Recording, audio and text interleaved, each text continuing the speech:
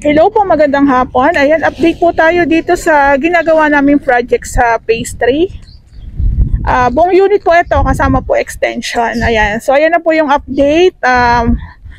As you can see, nakatayo na yung ating 3 poste.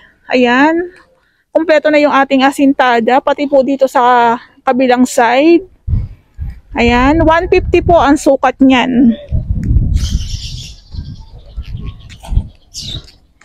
So, thank you nga po pala sa may-ari kasi sa amin to pinagkatiwala. So, meron na rin po tayong pader dito sa kabilang side. Ayan.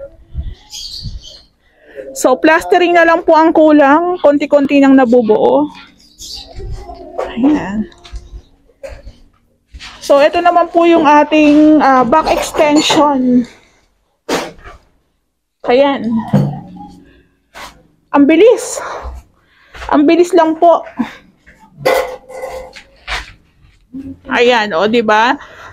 Naka-setup na po sila para sa buhos ng slab. Ayan, nasarahan na noong nakaraang araw, wala pa po tong CHB. Ayan, wala pang CHB, pero bukas po ata sila magbubuhos.